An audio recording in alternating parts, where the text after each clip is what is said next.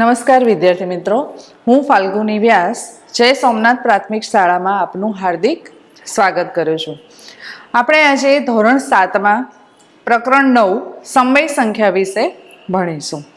આપણે ઓનલાઈનમાં આખું પ્રકરણ ભણી જ ગયા છે, પણ થોડું પુનરાવર્તન વધારે થાય એ માટે આ વિડીયો મૂક્યો છે, તો તમે વિડીયો ચોક્કસ જોજો.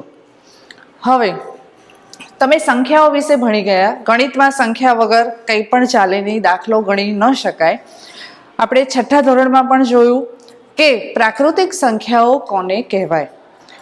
1, 2, 3, 4 એનો અર્થ 1થી શરૂ થતી અસંખ્ય સંખ્યાઓને પ્રાકૃતિક સંખ્યા કહેવાય. સૌથી નાની પ્રાકૃતિક સંખ્યા છે 1. પૂર્ણ સંખ્યાઓ કોને કહીશું? શૂન્ય અને પ્રાકૃતિક સંખ્યાઓ ભેગા મળીને જે પણ સંખ્યા બને એને કહેવાય પૂર્ણ સંખ્યા. એટલે સૌથી નાની પૂર્ણ સંખ્યા થાય 0. પૂર્ણાંક સંખ્યા આપણે પ્રકરણ ભણી ગયા 7મા ધોરણમાં, કે જેમાં ઋણ પૂર્ણાંક, શૂન્ય અને ધન પૂર્ણાંક ત્રણેયનો સમાવેશ થાય છે, એને કહેવાય પૂર્ણાંક સંખ્યાઓ. હવે આપણે નવું ભણવાનું છે કે સમય સંખ્યા એટલે શું. તો P/Q સ્વરૂપે જે પણ સંખ્યા ગણિતમાં આપણે જોઈએ છે એને કહેવાય સમય સંખ્યાઓ. પણ Q is not equal to 0. Q ક્યારેય શૂન્ય હોવું ન જોઈએ. તો સમય સંખ્યાઓ છે -3/4, -1/9 એટલે ઋણ પૂર્ણાંક વાળી અપૂર્ણાંક સંખ્યાઓ, શૂન્ય અને ધન પૂર્ણાંકની અપૂર્ણાંક સંખ્યાઓ, એને કહેવાય સમય સંખ્યા. હવે ધન સમય સંખ્યા એટલે શું? જે સંખ્યાઓ સમય સંખ્યાઓ ધન હોય એમાં 2/7, 4/9 અથવા -3 અને છેદમાં પણ -7, જો બંને સંખ્યા માઇનસ હોય તો એને ધન પૂર્ણાંક સમય સંખ્યાઓ કહેવાય. ઋણ સમય સંખ્યાઓ એટલે શું? તો -4/5, -2/3, -1/6 સ્વરૂપે લખાતી સંખ્યાને ઋણ સમય સંખ્યાઓ કહે છે. હવે આ પ્રકરણમાં જે શીખવાનું છે એ દાખલામાં છે કે બે સમય સંખ્યાની અથવા બે પૂર્ણાંક સંખ્યાની વચ્ચે આવતી સમય સંખ્યાઓ શોધો. તો -1/2 અને 2/3 એની વચ્ચે આવતી 5 સમય સંખ્યાઓ લખો. તમને એમ થશે 1 અને 2 એ બંનેની વચ્ચે કશું જ ના આવે, પણ 1 અને 2 વચ્ચે ઘણી સમય સંખ્યા આવી શકે. તો આપણે બે અપૂર્ણાંક સંખ્યાઓ લીધી છે, એક ઋણ છે અને એક ધન છે. હવે કોઈ પણ સંખ્યાની સરખામણી કરવી હોય તો એનો સૌથી પ્રથમ છેદ સરખો કરવો પડે. છેદ સરખો કરવા માટે આપણે લસા લઈએ છીએ, જે આપણે 6થા ધોરણમાં શીખી ગયા. 2 અને 3 જો બે અવિભાજ્ય સંખ્યા હોય તો એનો લસા થાય એ બંનેનો ગુણાકાર. માટે 2 અને 3 નો લસા થશે 6. આનો અર્થ આપણે બંને સંખ્યાના છેદમાં 6 લાવવાના છે. સૌથી પહેલી સંખ્યા છે -1/2, એના છેદમાં 6 લાવવા માટે આપણે 3 વડે ગુણીશું, તો અંશમાં પણ 3 વડે ગુણીશું એટલે આવશે -3/6. હવે એવી રીતે બીજી સંખ્યા 2/3 છે, એને આપણે 6 લાવવા માટે છેદમાં 6 લાવવા માટે 2 વડે ગુણીશું, તો અંશમાં પણ 2 વડે ગુણીશું. 2 દુ 4 અને 3 દુ 6. હવે તમને -3/6 અને 4/6 એ બંને વચ્ચે 5 સમય સંખ્યા મળી શકે. કેટલી સંખ્યાઓ આવે છે આપણે કુલ જોઈએ. -3/6 એ નાની કહેવાય, એનાથી મોટી -2/6, -1/6, 0 અને પછી આવશે ધન સમય સંખ્યા. હવે આટલી બધી સંખ્યામાંથી આપણે કોઈ પણ 5 સંખ્યા લેવાની છે કે વચ્ચે આવતી 5 સંખ્યાઓ કઈ? તો લખીશું -2/6, -1/6, 0/6, 1/6, 2/6. આવી રીતે કોઈ પણ બે સમય સંખ્યા આપી હોય તો એના છેદ સરખા કરીને એ બંનેની વચ્ચે આવતી આપણે સમય સંખ્યા શોધી શકીએ. હવે બીજું છે આમાં શીખવાનું કે સમાન સમય સંખ્યા શોધો. કોઈ પણ એક તમને સંખ્યા આપી હોય તો એની સમાન સમય સંખ્યા કેવી રીતે લખશો? આપ્યું છે તમને 5/-3. અંશ અને છેદ આપ્યા હોય તો બંનેને સરખી સંખ્યા વડે ગુણવાથી અથવા ભાગવાથી જે પણ સંખ્યા મળે એને કહેવાય સમાન સમય સંખ્યા. હવે અહીંયા 5/3 જે છે એને આપણે સૌથી પહેલા 2 વડે ગુણીશું એટલે મળશે 5 દુ 10 છેદમાં -3 ગુણ્યા 2 -6. આનો અર્થ થયો 10 -6 છષ્ટમાંશ. આ પહેલી સમાન સમય સંખ્યા થઈ. હવે 2 વડે ગુણ્યા એના પછી ગુણીશું 3 વડે. 5 તરી 15 -3 તરી 9. આ થઈ બીજી સમાન સમય સંખ્યા. 5 ચોક 20 -3 ગુણ્યા 4 -12. અંશ અને છેદમાં યાદ રાખવાનું કે સમાન સંખ્યા વડે ગુણવાથી જે પણ સંખ્યા મળે એ આ સંખ્યાને સમાન સંખ્યા કહેવાય. છેલ્લી સંખ્યા 5 5 25 -3 ગુણ્યા 5 એટલે -15. આનો અર્થ -5/3. જો અંશમાં કે છેદમાં કોઈ પણ એક જગ્યાએ માઇનસ હોય તો આ સંખ્યાને ઋણ સમય સંખ્યા જ કહેવાય, અંશમાં હોય કે છેદમાં. એટલે આનો જવાબ થશે, આની સમાન સમય સંખ્યાઓ -10 છષ્ટમાંશ, -15 નવમાંશ, -20 12 અને -25 15. હવે આગળ બીજું છે આ પ્રકરણમાં શીખવાનું કે તમને 2 સંખ્યા આપી હશે અને પૂછશે કે કઈ જોડી સમાન સમય સંખ્યા છે, એટલે કે આ અને આ બંને સમાન સંખ્યા કહેવાય. તો આપણે એની માટે શોધવું પડશે. આ સંખ્યાને ગુણ્યા કે ભાગ્યા આનું અતિ સંક્ષિપ્ત રૂપ થઈ નથી શકતું, એટલે આને એમને એમ રહેવા દઈશું. -12 અને 20 એ બંને આવે છે 4ના ઘડિયામાં, માટે ઉપર એને લખીશું -3 ગુણ્યા 4 અને છેદમાં લખીશું 5 ગુણ્યા 4. 4 સમાન છે એટલે છેદ ઉડી જશે, માટે છેલ્લો જવાબ આવશે -12/20. માટે આ અને આ બંને સમાન સમય સંખ્યા છે. સરખી સંખ્યા વડે ગુણવાથી કે ભાગવાથી જો સમાન સંખ્યા મળતી હોય આને કહેવાય સમાન સમય સંખ્યા. બરાબર. હવે એના પછી છે સમય સંખ્યાનું અતિ સંક્ષિપ્ત રૂપ આપો. કોઈ પણ તમને સંખ્યા આપી હશે એને બને એટલા છેદ ઉડાડી અને અતિ સંક્ષિપ્ત રૂપ આપવાનું. અહીંયા છે -44/72. તમારે આની માટે ઘડિયા આવડવા ખૂબ જરૂરી છે.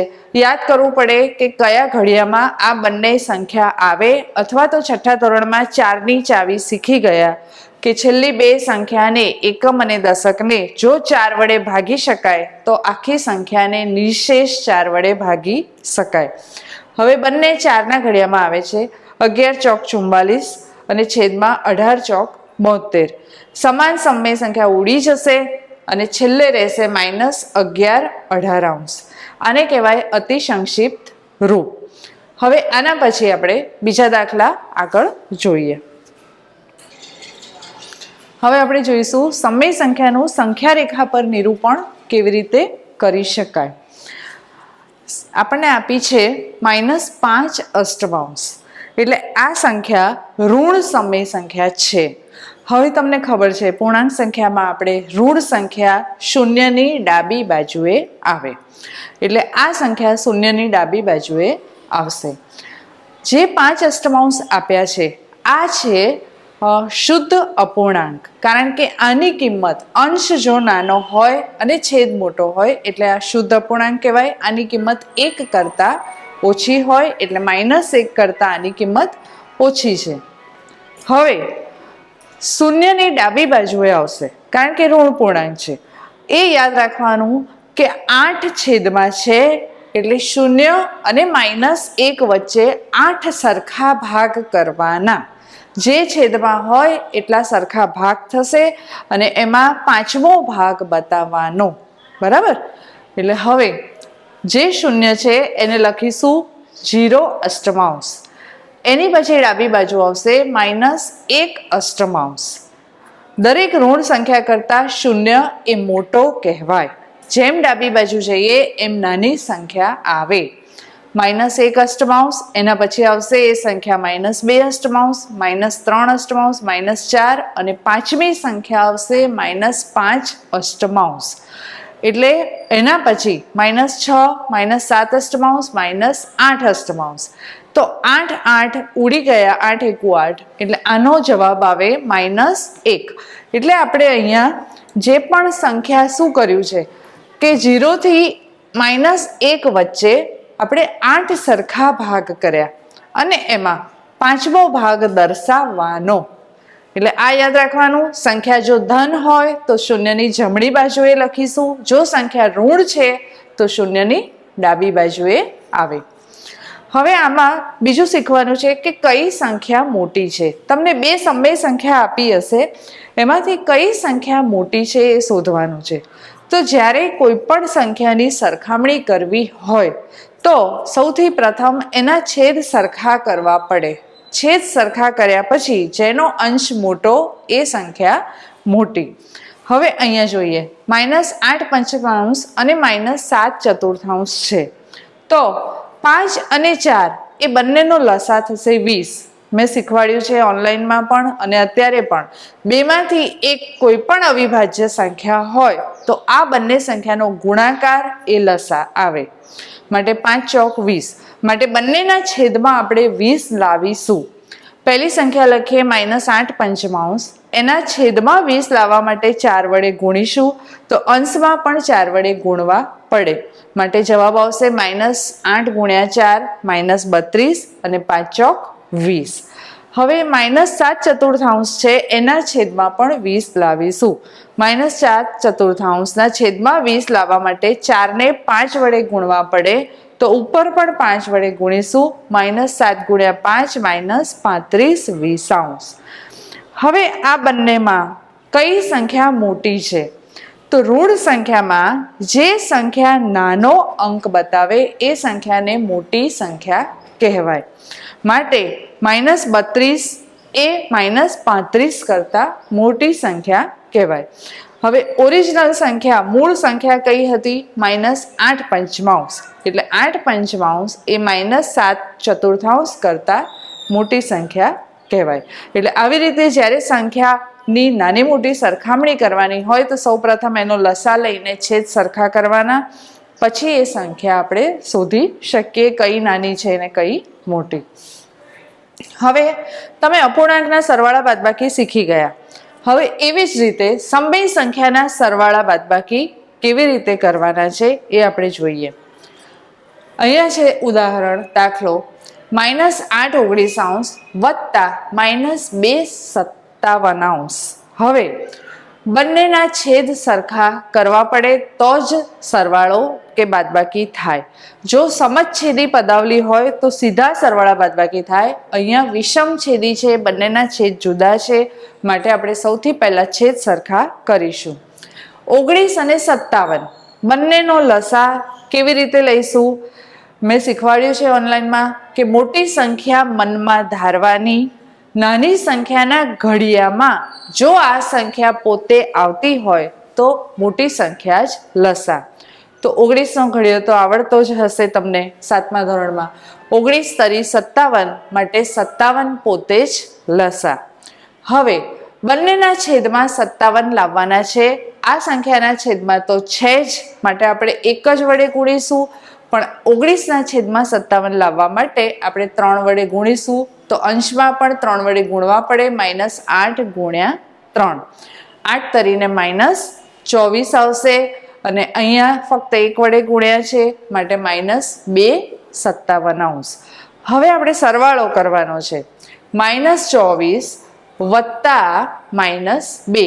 હવે યાદ કરો પૂર્ણાંક સંખ્યાના નિયમો, પ્રકરણ 1 આગળના પ્રકરણમાં આપણે ભણી ગયા કે બે સમાન સંખ્યા હોય તો તેમનો સરવાળો થાય, પણ નિશાની જે સંખ્યાની હોય બંનેની એ જ રહે. અથવા મોટી સંખ્યાની નિશાની ઋણ છે માટે જવાબ ઋણ આવે. 24 અને 2 26. મોટી સંખ્યા ઋણ છે માટે જવાબ આવશે -26 57. બરાબર. હવે આપણે એક બાદબાકીનો દાખલો જોઈએ. -3 અષ્ટમાંશ ઓછા 7 11. સમછેદી પદાવલી નથી એટલે આપણે કરીશું બંનેના છેદ સરખા કરવા માટે લસા લઈશું. 8 અને 11. 11 એ અવિભાજ્ય સંખ્યા છે માટે એક અવિભાજ્ય સંખ્યા હોય તો આ બંનેનો ગુણાકાર પોતે જ લસા. 11 × 88 લસા આવશે. હવે બંનેના છેદમાં આપણે 88 લાવવાના છે. તો સૌથી પહેલા મૂકીશું -3 અષ્ટમાંશ. તો આના 8 ને 11 વડે ગુણીએ તો 88 આવે. તો અંશમાં પણ 11 વડે ગુણીશું. બીજી સંખ્યા છે 7/11 લખીશું. તો 11 ને 8 વડે ગુણે તો 88 આવે. માટે ઉપર પણ 8 વડે ગુણીશું. હવે ગુણાકાર કરીએ. 11 ગુણ્યા -3 -33 ઓછા 7 * 56. હવે અહીંયા શું થશે? -33 ઓછા -56. આનો અર્થ આ એક સંખ્યા ઋણ છે, આ સંખ્યા ધન છે, પણ કરવાની છે બાદબાકી. માટે આપણે બાદબાકીના નિયમોમાં શીખ્યા કે આની વિરુદ્ધ સંખ્યા ઉમેરવી, અથવા આ પણ ઋણ છે ને આ પણ ઋણ છે, માટે બંનેનો સરવાળો થશે -89/88. હવે જ્યારે અંશ મોટો હોય એટલે કે અશુદ્ધ અપૂર્ણાંક સંખ્યા હોય તો આપણે એને મિશ્ર સંખ્યામાં ફેરવીએ છીએ. 88 * 88, ઋણ આગળ નિશાની લખવાની જ. અને 88માં કેટલા ઉમેરીએ તો 89 આવે, 1. માટે શેષ અહીંયા લખીશું. એટલે આનો જવાબ આવશે -1.188. હવે આગળ આપણે બીજા દાખલા ગુણાકાર અને ભાગાકારના જોઈએ. હવે આપણે આગળ જોઈએ સમય સંખ્યાના ગુણાકાર. સરવાળા શીખ્યા, બાદબાકી શીખ્યા. હવે જોઈએ સમય સંખ્યાના ગુણાકાર કેવી રીતે કરીશું. અહીંયા આપણને બે સંખ્યા આપી છે, 3/11 ગુણ્યા 2/5. આમાં ગુણાકારમાં સમય સંખ્યામાં શું કરવાનું? ગુણાકાર અને ભાગાકાર બંનેમાં છેદ ઉડતા હોય તો ઉડી શકે, અથવા ના ઉડતા હોય તો અંશનો ગુણાકાર અંશમાં અને છેદનો ગુણાકાર છેદમાં કરીશું. અહીંયા આપણે સૌથી પહેલા અંશનો ગુણાકાર 3 ગુણ્યા 2 છેદમાં લખીશું 11 * 5. જોઈ લેવાનું, કોઈ પણ સંખ્યામાં છેદ ઉડી શકે છે. ઉપર નીચે બેકી સંખ્યા હોય, અંશ અને છેદ ઉપર નીચે છેદ ઉડે, બાજુમાં ન ઉડે, કારણ કે ગુણાકારની નિશાની છે. ઉપર આવશે 3 ગુણ્યા 2 6 અને નીચે આવશે 11 × 5 = 55. કારણ કે કોઈ પણ સંખ્યામાં છેદ ઉડતા નથી, બધી જ અવિભાજ્ય સંખ્યાઓ છે. બીજો એવો દાખલો જોઈએ કે 3/10 ગુણ્યા -9. -9 અંશમાં છે, છેદમાં કશું જ નથી, માટે આપણે કરીશું અંશનો ગુણાકાર અંશમાં. 3 ગુણ્યા -9 ઉપર લખીશું, છેદમાં લખીશું 10. હવે છેદ ઉડતા નથી, નીચે બેકી સંખ્યા છે, ઉપર બંને એકી સંખ્યા છે, માટે અંશનો ગુણાકાર અંશમાં કરી લઈશું. એક ધન સંખ્યા અને એક ઋણ સંખ્યા છે, માટે બંનેનો ગુણાકાર ઋણ આવે. 9 તરી 27, પણ -27 છેદમાં 10. બરાબર. હવે અંશ જો મોટો હોય એટલે કે અશુદ્ધ અપૂર્ણાંક હોય તો મિશ્ર સંખ્યામાં ફેરવવાની. માઇનસ છેદમાં 10 જ લખવાના, 10નો ઘડિયો બોલાવવાનો 27 સુધી, એનાથી મોટો નહીં જવાનું. 10 × 2 = 20 અને 20માં કેટલા ઉમેરીએ તો 27 આવે, 7. માટે શેષ અહીંયા રહેશે. માટે આનો જવાબ આવે -2.7. હવે આગળ આપણે જોઈએ સમય સંખ્યાના ભાગાકાર. હવે ભાગાકાર માટે આપણે આગળ પૂર્ણાંક સંખ્યામાં શીખી ગયા કે વ્યસ્ત સંખ્યાની વ્યાખ્યા અને કોને કહેવાય એ ફરી એકવાર જોઈ લઈએ. કે જે બે સંખ્યાનો ગુણાકાર 1 આવે એ બંને સંખ્યાને એકબીજાની વ્યસ્ત સંખ્યા કહેવાય. આનો અર્થ 3ની વ્યસ્ત સંખ્યા થશે 1/3.